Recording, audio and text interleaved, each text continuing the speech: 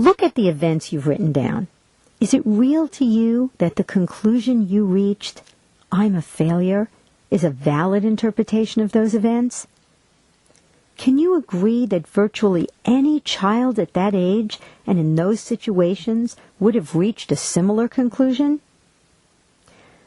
Now we're going to play the possibilities game.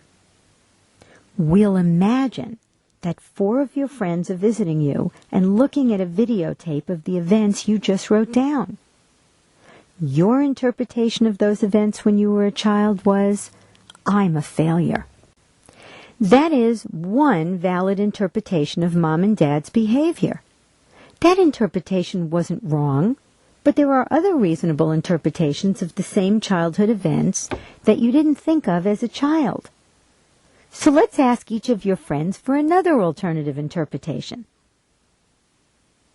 Can you see that one friend might well say, you may have failed many times, but that doesn't mean you're a failure. Successful people fail all the time. Couldn't you may have failed many times, but that doesn't make you a failure? Explain those events in your childhood just as well as your interpretation that I'm a failure? Remember, all successful people say that failures are the key to success. Maybe your parents didn't understand that failing is the best way to learn. Richard Branson, the multi-billionaire who created Virgin Airlines and the many other Virgin companies, says he fails all the time. And if you don't fail, you'll be mediocre. Here's what your second friend says. Maybe your parents reacted that way because they believed you were a failure when you didn't do what they wanted. That doesn't mean you were a failure. Doesn't this interpretation also explain those events in your childhood just as well as your interpretation, I'm a failure? Here's a third possible interpretation of your childhood events that one of your friends suggests. How about this? Your parents reacted that way because they didn't know how to say, I'm disappointed in what you did. I'm not disappointed in you. It didn't mean you were a failure. They were just disappointed in what you did. Doesn't this interpretation also explain those events in your childhood just as well as your interpretation, I'm a failure? Your childhood interactions with your parents could have lots of meanings. Here's one your fourth friend suggests. Your parents' reaction to you had nothing to do with what kind of person you were. Their reaction was a function of their own beliefs and circumstances at the time. Couldn't any one of these interpretations explain your childhood interactions with your parents just as well as your interpretation, I'm a failure? Of course they can. So is it real to you that a belief you've lived with almost your entire life, something you thought was a fact, is not a fact? It isn't even the truth at all. It's only a truth, merely one interpretation of many possible interpretations of earlier events. Right? Please continue to interact totally with this program in order for it to work. And that includes answering my questions out loud, even if your answer is only yes or no. So, let me repeat the question. Is it real that I'm a failure is not a fact? It is not the truth, but just a truth. It is just one interpretation of many possible interpretations of earlier childhood events. I bet you do now. With a little help from me and your friends, you can see that the earlier events associated with your parents' annoyance when you didn't do what they wanted, how they wanted, or when they were disappointed in you, have at least 4 different reasonable interpretations or meanings. Do you remember what you wrote down a few minutes ago as the source of your belief, I'm a failure? Look at the text box below on your screen. Right now, Imagine seeing what you saw then and hearing what you heard then. Now, take a few minutes and really imagine the events of your childhood that led you to form the belief, I'm a failure. Didn't it seem, when you were a child, as if you could actually see, I'm a failure? Like you could point to it in those early events with your parents. It did, didn't it? You may have the sense that you didn't see the belief. You felt it. Once you formed the belief, I'm a failure, you probably did feel it. I'll get back to that feeling in a moment. But what I'd like you to focus on now is not the feeling, but on my question. Didn't it seem as if you saw, I'm a failure, as if you could point to it, as if you could have said to me, see, Shelley, can't you see I'm a failure?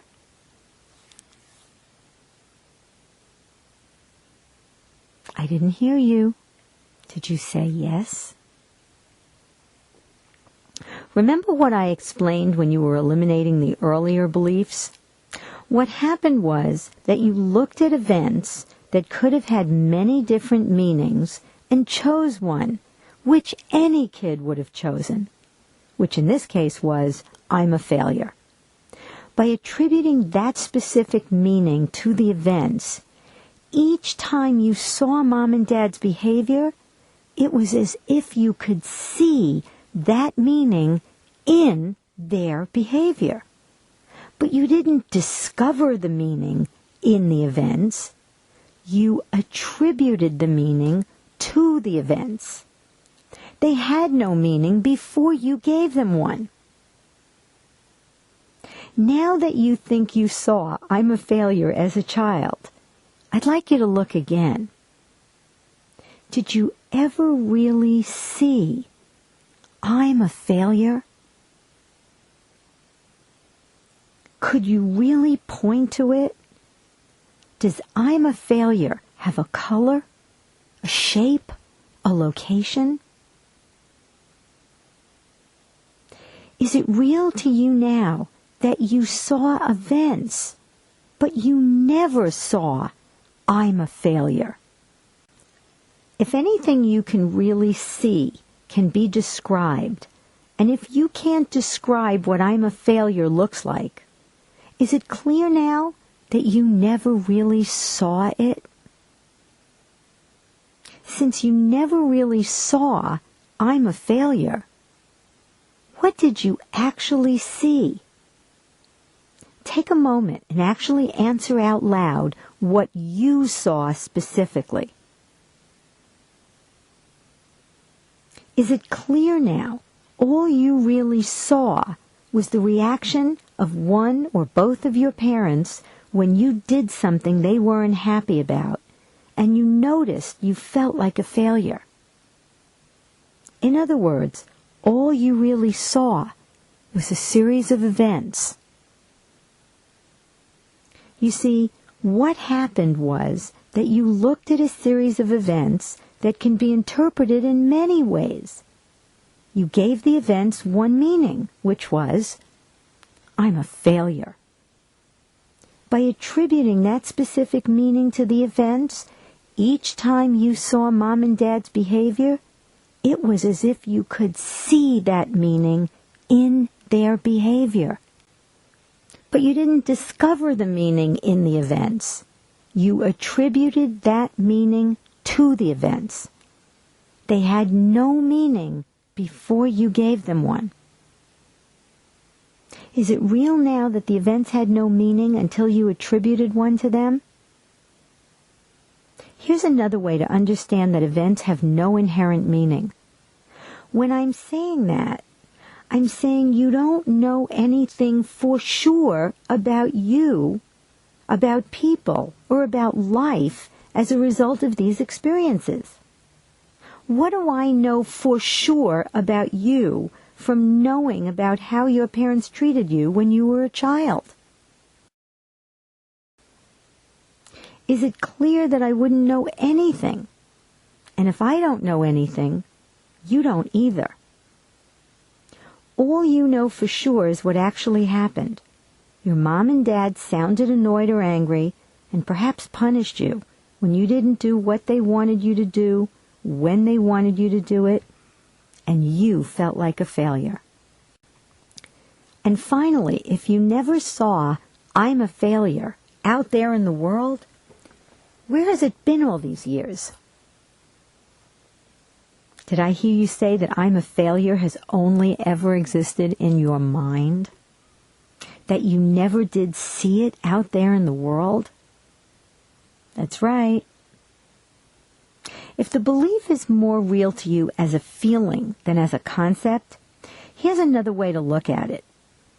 Didn't it seem as if your parents' behavior and comments when you were a child made you feel that "I'm a failure"?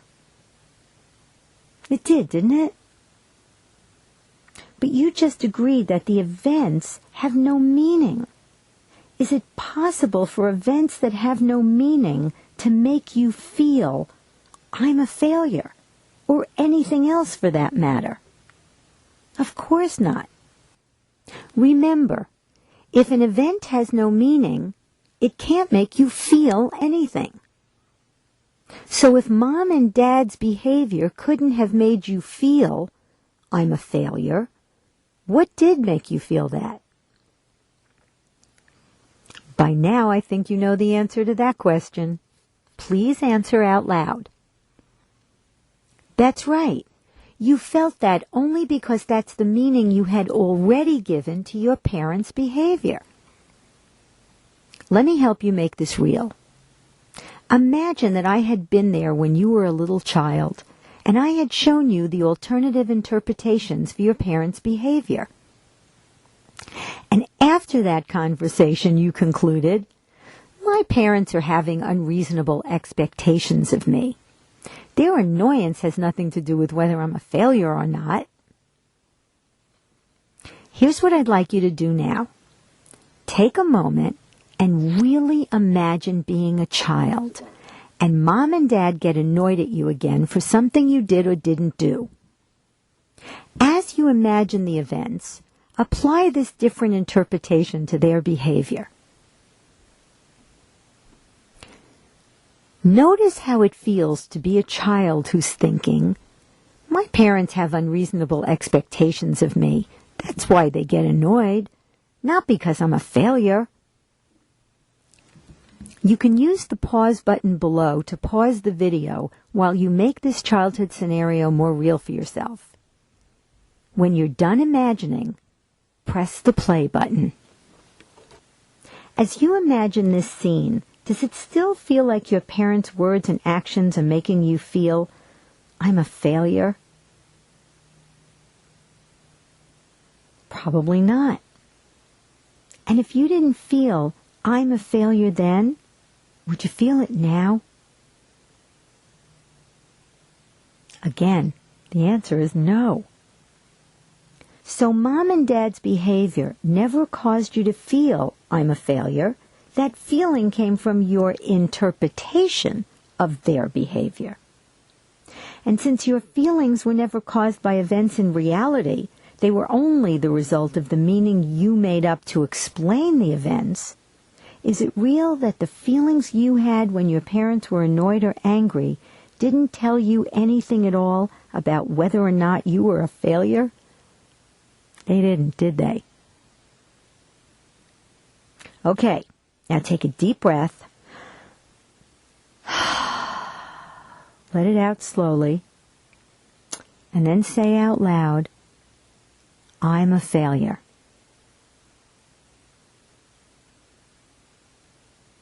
Is it the truth? Doesn't it feel a little different now? Does it still feel like the truth? Your answer is very important here. Don't forget that we form beliefs to give meaning to the events that have no real meaning. Having done that, we then think we observe the meaning in the events out there in the world. It becomes a fact for us. Once we realize that the earlier events never had any real meaning, that the meaning was only in our mind, that it was never a fact, that the feeling was caused by the meaning we gave meaningless events, the belief disappears forever. Okay, take another deep breath and say, I'm a failure, out loud. I'll bet it feels very different when you say these words now than when you said them at the beginning of this exercise. Do these words feel true even a little bit? Unless the belief is 100% gone and the words don't feel true at all, you probably still have the belief. Remember, holding a belief is like being pregnant. You either is or you ain't. There's no sort of. If the belief is still there, it probably still seems like you saw it. Once it no longer seems as if you saw I'm a failure in those early events, the belief will be gone. So please click the repeat button to repeat that step of the process if it feels like you still have the belief. If the belief is gone, please click continue.